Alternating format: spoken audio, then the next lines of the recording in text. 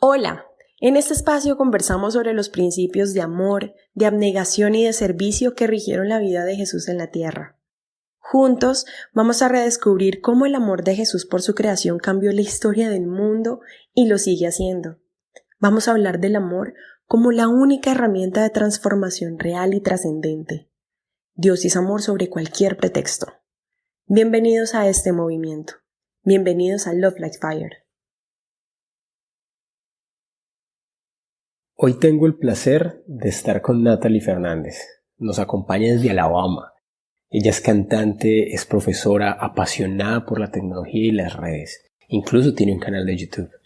Pero más allá de todo esto, es una persona apasionada por Jesús y lo que Él ha hecho en su vida. A ella la conocí un viernes en la iglesia. Una invitada, una talentosa cantante, de la cual esa noche íbamos a recibir mucho más que buena música.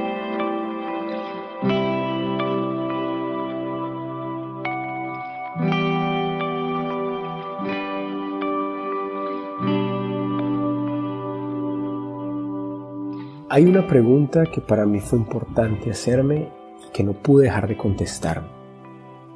Y es que si conozco a Jesús, ¿qué es lo que busco en Jesús?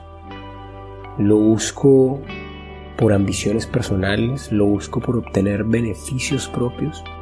¿Lo busco por el simple hecho de sentirme mejor con la persona que soy?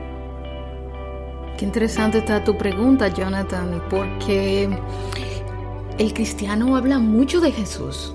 Todo el tiempo la gente que dice creer y ser bien creyente habla muchísimo de Jesús. Pero con mucha frecuencia tú también ves personas que pareciera que no les ha nacido Jesús. ¿Ok? Y eso tiene mucho que ver con que en la mayoría de las ocasiones, es como tú decías, en la mayoría de las ocasiones estamos viviendo una religiosidad, pero no estamos permitiendo que el impacto que es Jesús esté en nuestra vida. ¿Okay? En muchísimas ocasiones vas a ver personas que dicen que aman a Jesús, que creen en Jesús y que por ende aman al prójimo, pero los ves haciendo atrocidades. Si tú miras la historia humana, tú te vas a dar cuenta que demasiadas veces en nombre de Jesús, en nombre de Dios, se hicieron cosas horribles, desastrosas, ¿ok? Y entonces tú te preguntas, pero ¿cómo es posible? ¿Cómo me puedes hablar a mí de Jesús, de un cristianismo, cuando en tu vida no se ve eso? Y es porque en demasiadas ocasiones trabajamos mucho nuestro exterior, pero no el interior. Y Jesús es un ejemplo increíble de cómo aún en la carne tú puedes vivir en el espíritu. Entonces, hasta que eso no suceda en nosotros, vamos a estar luchando con las mismas cosas, tanto dentro de nosotros y queriendo ver un cambio en el otro, mientras que tú sigues con una podredumbre en el corazón porque Jesús no ha nacido en ti, no está. Es solamente un nombre bonito, una religión bonita, una iglesia hermosa, una comunidad en donde hay gente que tú conoces, amigos, quizás tu pareja, etcétera, etcétera, pero no ese espíritu que debería vivir en ti, que es el Espíritu de Dios que estaba en Jesús. Eso debería ser así, no debería ser solo yo soy cristiano y voy y me siento en una iglesia, no tiene ningún sentido. Y hasta que Jesús no nazca en ti, vas a seguir luchando con las mismas cosas, que si hablo mentira, que si robo, no sé qué, o cosas más simples como que yo entro a Facebook y veo un estado de una persona y digo, está diciendo eso por tal cosa, yo no haría eso, tú ves, creyéndote mejor que el otro.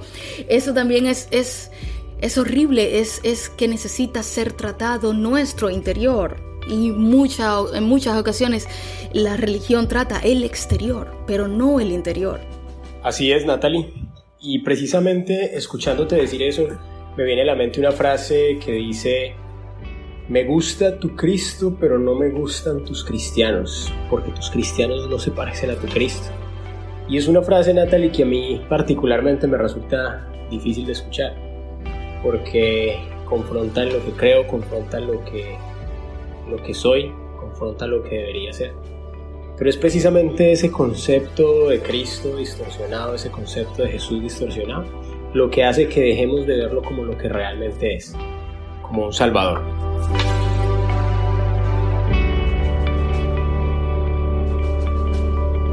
Podemos equivocarnos al buscar un Jesús que trabaje bajo nuestros propios prejuicios y no seríamos los primeros en hacerlo realmente.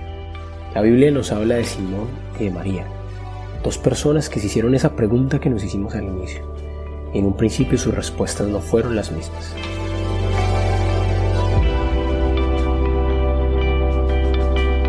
Simón, uno de los pocos fariseos reconocidos como discípulo de Jesús, había aceptado a Jesús como maestro, pero lo que Simón buscaba en Jesús era lo que incluso algunos de sus discípulos también buscaban en él: estar al lado del hombre que la profecía, como la entendían ellos en su momento, prometía como el siguiente rey que le devolvería la gloria a Israel. La persona que por tanto tiempo habías esperado, no solamente tú, lo habían esperado también todas las personas que conoces. De pronto lo tienes ahí, de pronto lo tienes al lado. No es difícil imaginarnos, no es difícil pensar en esa posibilidad de haberlo seguido por las razones incorrectas.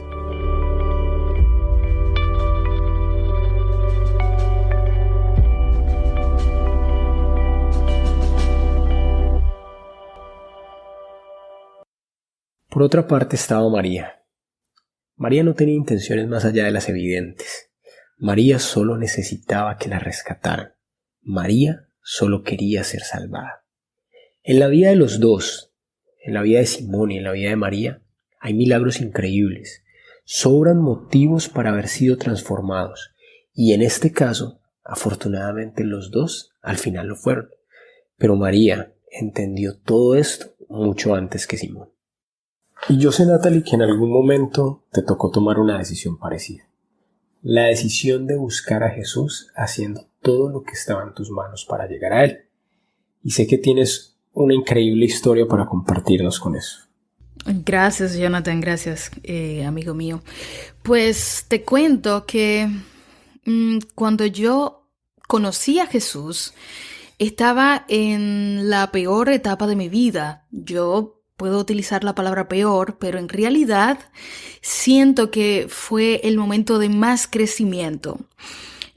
Como dice otra frase, ahorita que mencionabas una frase, y esta no sé de quién, no me voy a inventar el nombre, pero la gente lo puede buscar en Google, pero hay una frase que dice que de las crisis salen las mejores oportunidades. Y pues yo siento que de esa crisis yo me convertí en otra persona. Recuerdo que en el 2008 mi familia vivió una pérdida muy fuerte, fue muy grande.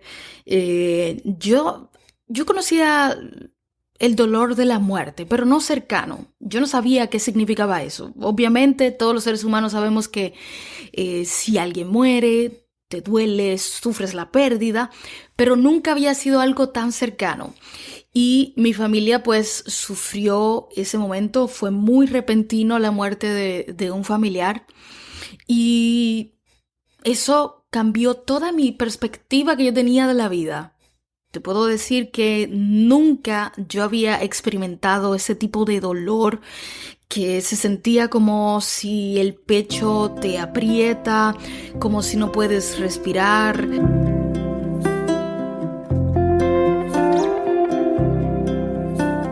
Era algo increíble, me cuesta un poco describírtelo, pero se sentía como un dolor en partes de tu cuerpo que tú ni sabes que existen.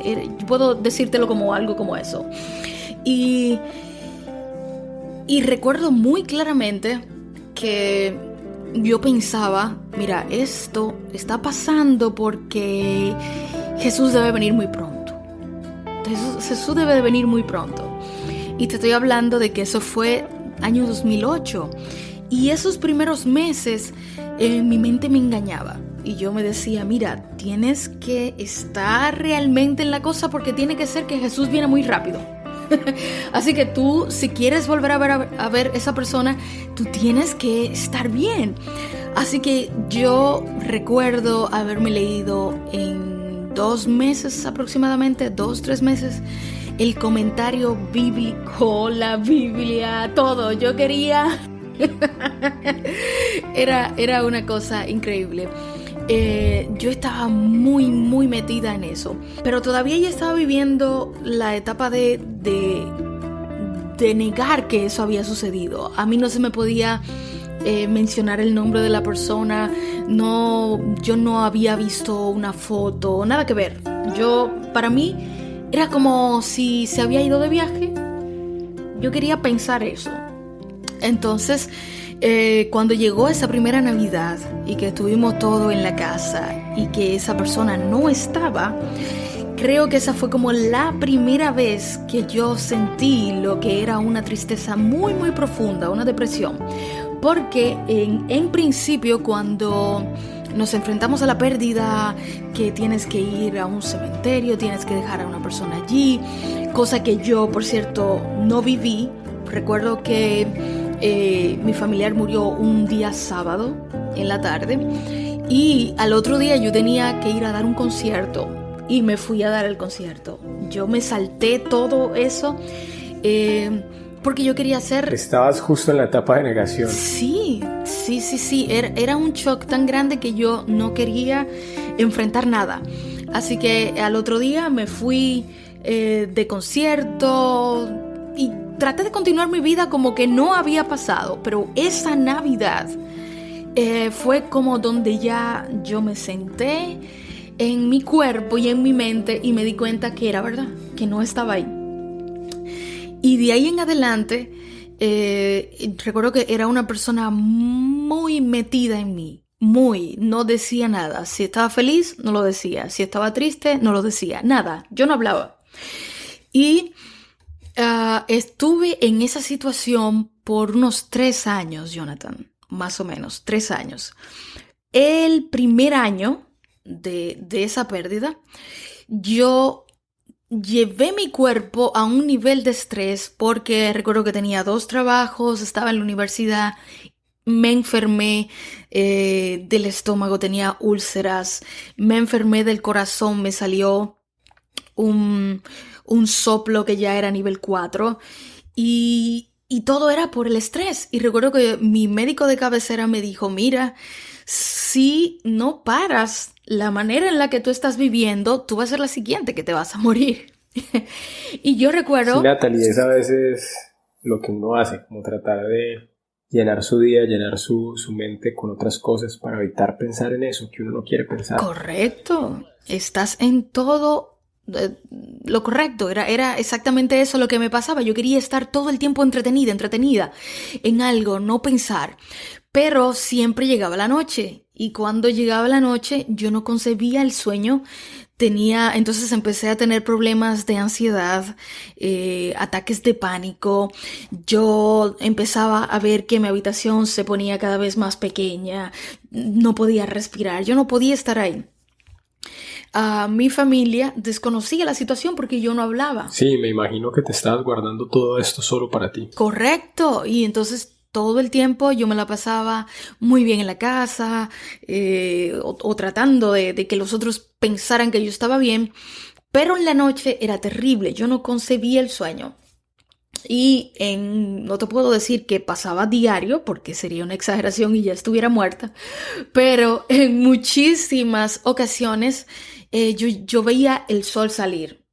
Me acostaba y así veía cómo amanecía. O sea que en ese momento no estabas durmiendo ni un solo minuto. Nada. Y entonces me levantaba y me iba a trabajar. Recuerdo que daba clases. Y así eran todos los días de mi vida. Era una rutina con el problema del sueño. Y cada vez más mi cuerpo gritando, tienes que parar. Tú tienes que resolver este problema. Hasta que ya en un momento... ya tenía muchos problemas del estómago, que si el corazón y la depresión. Yo tenía una depresión que la llaman, a ver si lo recuerdo, pero es como una depresión funcional.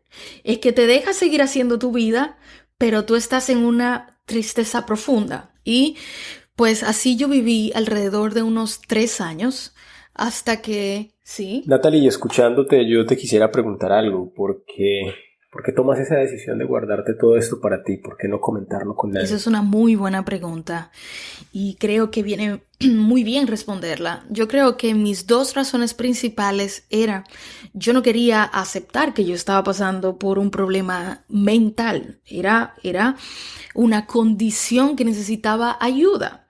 Y número 2, yo me decía, óyeme, tú que te paras frente a la gente a cantar, a hablar de Dios, a hablar de Jesús, y tú estás pasando esta tristeza, ¿cómo tú le vas a decir a la gente? ¿Cómo tú quieres pararte allí y hablar de esperanza y no sé qué cuando tú te sientes así? ¿Cómo vas a hacer para no ser tan hipócrita? Y yo sentía que yo vivía esa doble vida, yo sentía que yo vivía la hipocresía de pararme frente a la gente, hablar sobre canciones de Dios, de Jesús y decir palabras bonitas, pero yo no vivía eso, yo no estaba viviendo eso. Y eso, Natalie, ahí es bien irónico, porque precisamente en esos momentos donde lo necesitamos más desesperadamente, tendemos a pensar que no merecemos estar en su presencia, que no merecemos buscarlo, que no merecemos estar cerca de él. Pero es precisamente en esos momentos difíciles donde él perfecciona su obra. Correcto, estás en lo correcto. Yo me sentía de esa forma y era muy difícil porque yo daba conciertos todos los fines de semana y siempre era muy difícil. Yo prácticamente que me arrastraba a hacerlo. Pero sentía como, esto es lo que me toca. Y no te puedo mentir, cuando yo me ponía a cantar, que yo me ponía frente al público y hablaba, yo me sentía mejor. Yo sentía la mejoría. Pero entonces cuando me iba, que ya pasaba ese estado y volvía a mi casa, regresaba otra vez a lo mismo. Y como te comenté, estuve así un buen tiempo de mi vida, un buen tiempo. Y hasta que una noche en mi cama con una ansiedad terrible, espero que ninguno de los que están escuchando esto sepan de qué yo estoy hablando, pero si hay alguien que quiere saber qué se siente, voy a tratar como de describir un poquito.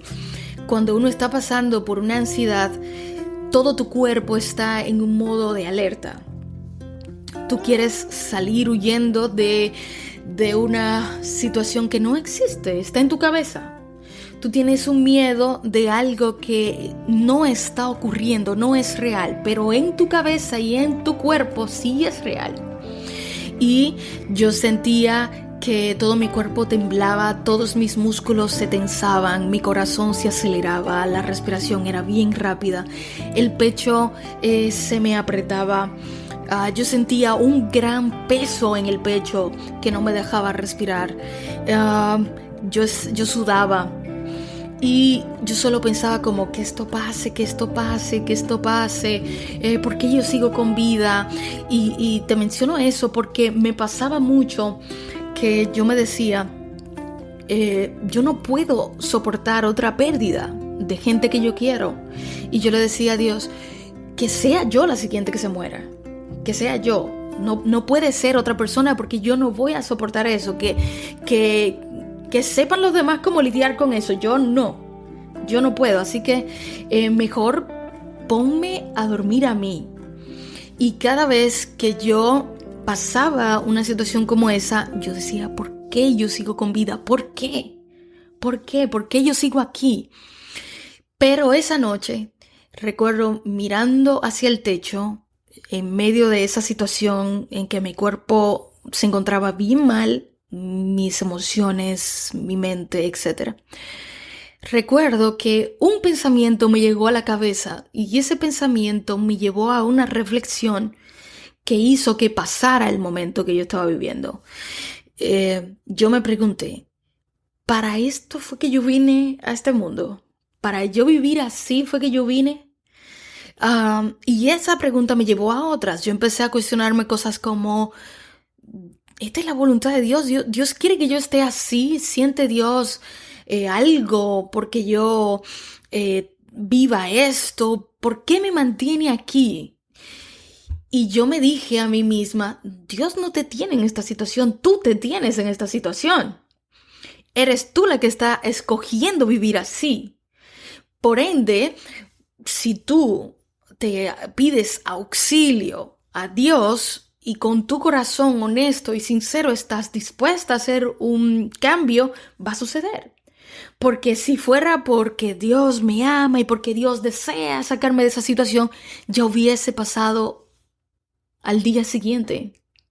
Así que era una decisión que yo tenía que tomar, el hacerme responsable de mi salud, el hacerme responsable de mis sentimientos, lo que yo pensaba, lo que yo estaba haciendo, el estilo de vida que yo llevaba. Y como suele suceder, no sé si te has leído de eso o has escuchado, en terapia siempre nos dicen...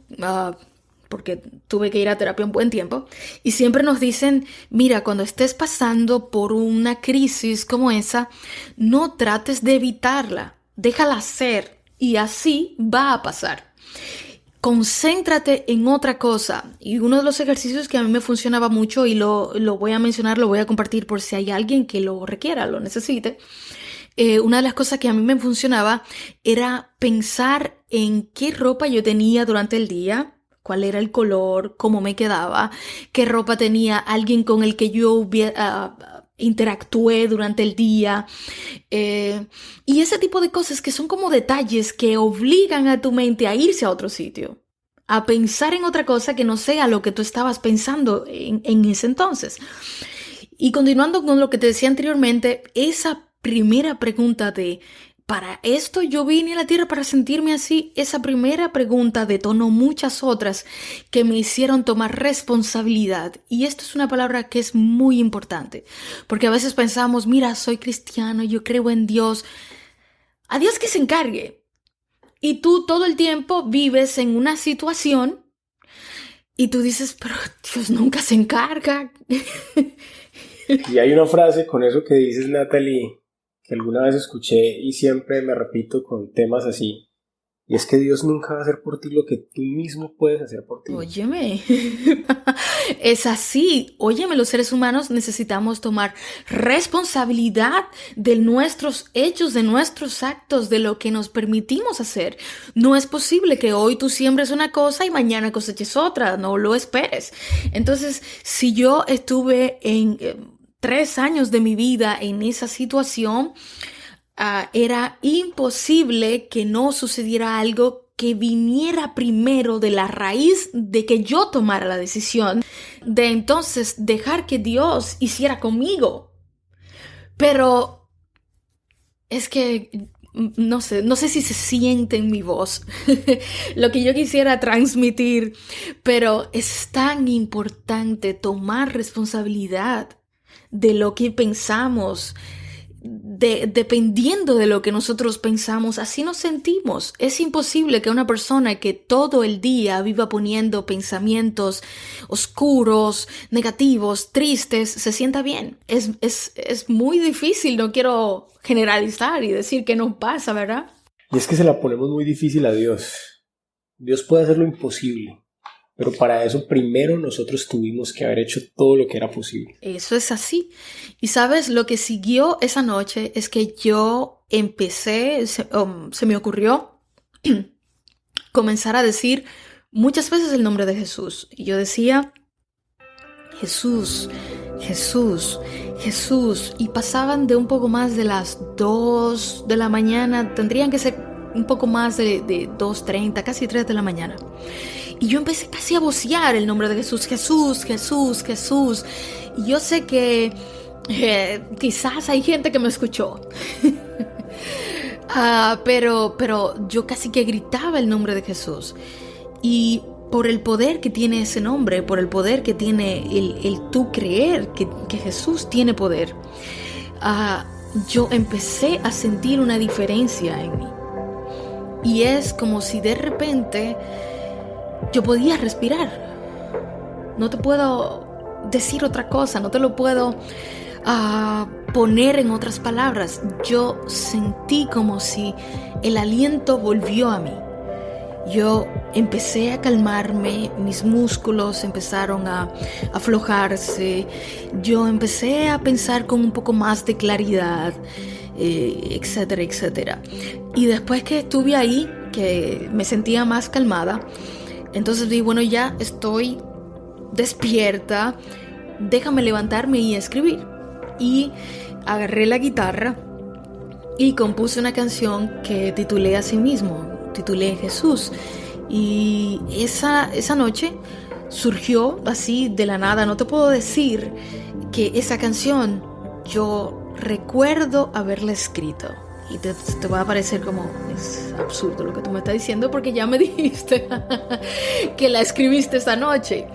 A lo que me refiero es que cuando uno como compositor siente que ni recuerda cuándo te surgieron las letras, es que tú sabes que surgió de una. Es que tú sabes que tú estabas tan inspirado en crear que tú no tuviste que pensar, no tuviste que detenerte. Esta palabra combina, esta melodía, ¿hacia dónde la dirijo? ¿La llevo hacia arriba, hacia abajo? ¿Cómo suena mejor? Eso yo no lo recuerdo, no está en mi memoria. Fue completamente natural. Exacto, simplemente fluyó y listo. Y es una de las canciones que yo más disfruto cantar. Y sospecho que es porque de ahí en adelante yo sentí un cambio en mi vida. Pero ahora quiero hacer un alto ahí, Jonathan, y te quiero mencionar algo. No voy a decir, porque no voy a mentir, no puedo permitirme eso. No te voy a decir que después de esa noche yo no tuve más recaídas. Eso sería una mentira terrible. No te puedo decir que yo jamás volví a luchar con los pensamientos difíciles, lúgubres, con sentirme mal, sola, etcétera, etcétera. Lo que sí es que yo fui reprogramando mi mente y fui dando un cambio increíble. Es tanto así que yo te puedo hablar de eso ahora, de algo que antes no podía mencionar ni media palabra. Y recuerdo que esa misma noche, cuando yo concluí de escribir la canción, yo vi una foto del familiar que se fue, que murió. Era la primera vez en 3 años que yo había visto una foto de él. Y mi reacción es que lloré como por 2 horas, sin parar. Como por 2 horas. Yo viví mi duelo esa noche. Yo no paraba, no podía parar de llorar. Y viví esa tristeza, pero humana, sana, viéndolo desde el punto de vista de que eso tenía que pasarme. Yo tenía que vivir esa pérdida. Yo no podía hacer como que no sucedió nunca. Y como te comenté anteriormente, varias veces, en muchas ocasiones, volví otra vez a recaer, y sobre todo porque mi cuerpo se había impuesto tanto al ataque de pánico, al ataque de ansiedad, que aunque mis pensamientos conscientes no estaban en eso, no estaban pensando en eso, mi cuerpo me pedía sentirme así. Es un poco como extraño y contradictorio decir eso, pero es como si tú acostumbras a tu cuerpo a estar en ese estado tanto que él siente cierto placer por estar así. Y es una cosa tan difícil tú desacostumbrar porque ya tú creaste caminos neurológicos en tu mente que te llevan automáticamente a eso. Y desplantar eso toma un tiempo. Tú tienes que deshabituar tu mente, tus pensamientos que se iban automáticamente hacia allá, hacia algo nuevo. Y si me preguntas, cosa que no me has preguntado, pero si me preguntas qué cosas yo empecé a hacer, leía como loca, leía 4 o 5 libros al mes, comencé a hacer más ejercicios, mejoré mi alimentación, cuidaba mucho lo que veía o las cosas que escuchaba, sobre todo el tipo de música. Al estar en mí la música tan metida, es parte de mi personalidad ser nostálgica, ser media bohemia, escuchar cierto tipo de música. Yo me alejé de todo ese tipo de música que me llevaba a pensar o que me llevaba a sentirme de esa manera. Y han pasado de eso ya. Recuerdo que mi última así crisis bien fuerte debió ser como 2013, 2014. Así que han pasado ya unos cuantos años y la persona que me conoce ahora, no le va a costar pensar. Sí, te entiendo, no relacionaría mucho eso. Sí, porque te puedo decir que el cambio que yo he vivido en mi vida es tan increíble que mi cuerpo lo sabe. Recuerdo que cuando venía de República Dominicana para los Estados Unidos, tenía que hacerme un montón de exámenes que tú sabes que a uno le piden que le hagan, análisis y todo ese tipo de cosas. Y yo siempre le daba seguimiento a mi corazón. Yo comenté que tenía un soplo nivel 4. Y yo ya llevaba tantos años sintiéndome bien que yo me había olvidado de mi corazón. Yo me había olvidado que yo tenía un soplo. Pero como me mandaron a hacer unos exámenes generales, me tocaba ver mi corazón. Así que cuando fui, me acuerdo la indicación, yo me acordé del soplo. Y entonces el médico, el doctor, me preguntó si yo tenía alguna condición y yo le dije, bueno, hace años que yo tenía un soplo, que ya era nivel 4. Y entonces me hicieron los exámenes y recuerdo que me entregaron los resultados como al día siguiente o 2 días después y no me encontraron nada. Yo no tenía soplo. No existe ningún soplo en mí. Y el médico me dijo, mira, vamos a repetirlo. No me creyó. Vamos a repetirlo. Y se repitió en esa primera ocasión y volví a salir sin nada. No tenía soplo. Y recuerdo que hace como 1 año y medio que volví a hacerme el análisis, me tocaba otra vez hacerlo. Y tuve que hacerlo otra vez, 2 veces, Jonathan. Porque el doctor no creía. No lo creía. Y es porque... Sí, perdóname, que estoy hablando mucho. Natalie, escuchando esa historia fascinante tuya, está clarísimo que no fue algo de una noche, no fue algo donde toda la situación que estabas viviendo simplemente cambió en una noche, pero sin duda fue un momento de cambio en tu vida, fue un momento donde las cosas, sin lugar a dudas, empezaron a ir en otra dirección, empezaste a notar un cambio. Pero hay algo que yo te quiero preguntar de eso, de todas las palabras, de todas las cosas que podrías empezar a decir, ¿por qué Jesús? Ok. Interesante pregunta. Mira, yo nací siendo de la religión adventista. Mis padres ya eran adventistas. Cuando eso te pasa,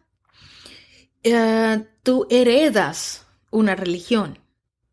Tú no lo elegiste. Tú estuviste ahí, te llevaron a la iglesia y fuiste a la iglesia los sábados, se estudiaron la Biblia contigo. Tú no elegiste eso, tú heredaste eso.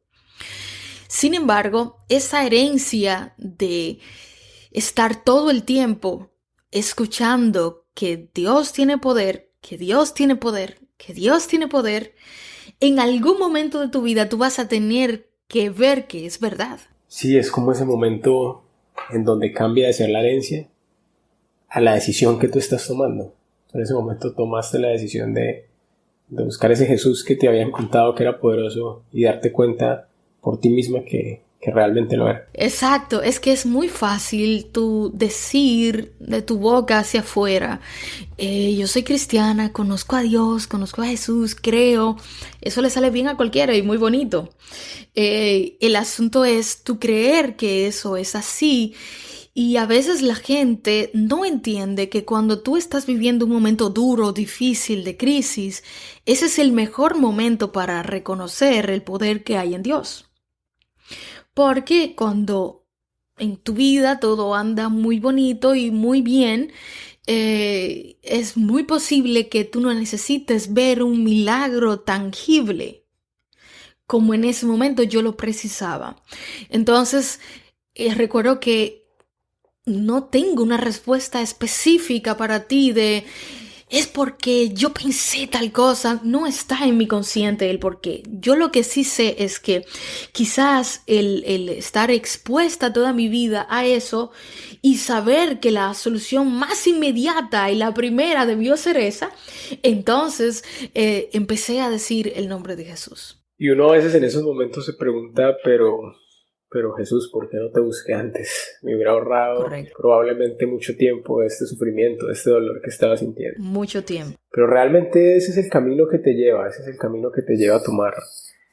tomar esa decisión, a ver las cosas de otra manera y a entender las cosas de otra manera. Eso es verdad. Y cada uno de esos momentos me construyó.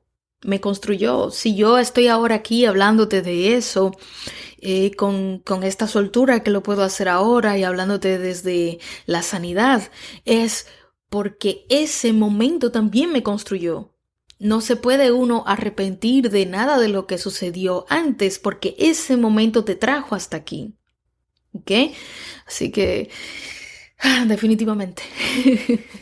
Natalie, no podemos terminar este episodio sin escuchar esa canción que nos contaste que fluyó esa noche. En ese encuentro que tuviste donde Jesús dejó de ser herencia y donde Jesús se volvió una realidad. Donde tuviste tu propio encuentro. Y quisiera que todos pudiéramos escuchar un poco de esa canción. Como no, querido amigo, tengo aquí la guitarra. Sí, me voy a acomodar un poco.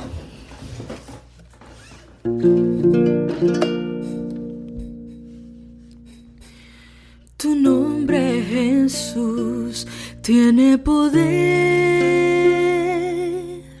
Tu nombre, Jesús, puede salvarme. Tu nombre erradica la soledad y quita mi dolor. Llenas mi vida, llenas mi mundo.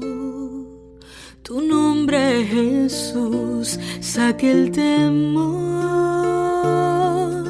Tu nombre, Jesús, sane el corazón. Tu nombre es refugio en la tempestad, da fuerzas para seguir. Llenas mi vida, llenas mi mundo. Jesús, Jesús,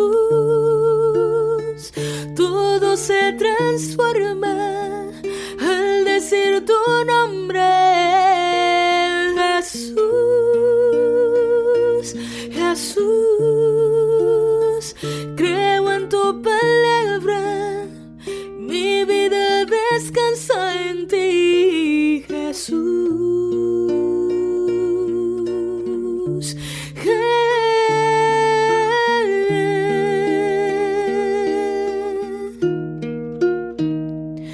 Jesús, Jesús, todo se transforma al decir tu nombre. Jesús, Jesús, creo en tu palabra, mi vida descansa en ti, Jesús.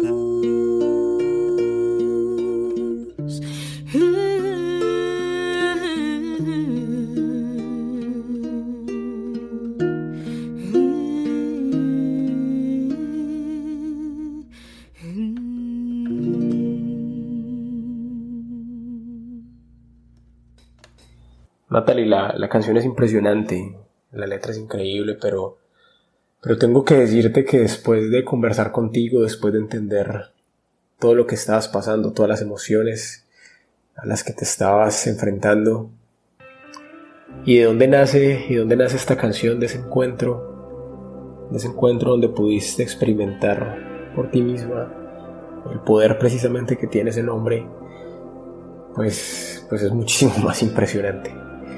Natalie, de verdad, muchísimas gracias por compartir esto con nosotros, porque seguro que muchas personas la escucharán y podrán, de mano de tu historia, entender precisamente eso, entender ese poder transformador que hay en Jesús, entender que si lo buscamos por los medios adecuados, por las razones correctas, entendiendo que debemos poner todo de nosotros, pero sin embargo no se trata de lo que nosotros estamos haciendo, no se trata de nuestro esfuerzo, sino que al final Él puede coger ese esfuerzo y perfeccionarlo y precisamente hacer cambios en nuestra vida como el que hizo en la tuya.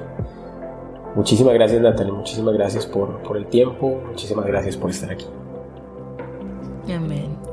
Nada, Jonathan, muchísimas gracias por eso. Esas palabras se quedan en mi corazón. A los que nos escucharon, nos están escuchando en este momento, muchísimas gracias también. Y esperando que todo lo que hayamos conversado aquí, así de entre amigos, pues le pueda servir a alguien. Natalie, seguro que sí, seguro que escucharte le servirá a muchas personas. Al principio hablábamos de la historia de Simón, la historia de María, de cómo ellos tuvieron que tomar decisiones. Después conversamos contigo y vimos cómo tú también tuviste que tomar decisiones. Y todas estas historias nos dejan entender una característica maravillosa del carácter de Dios. Y es que Él te quiere salvar, pero solamente te puede salvar si tú decides que quieres ser salvo.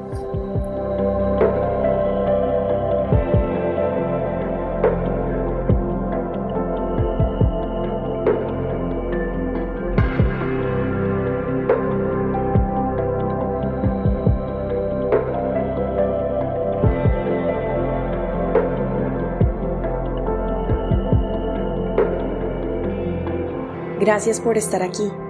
Recuerda que hoy, más que nunca, el mundo necesita amor sobre cualquier pretexto.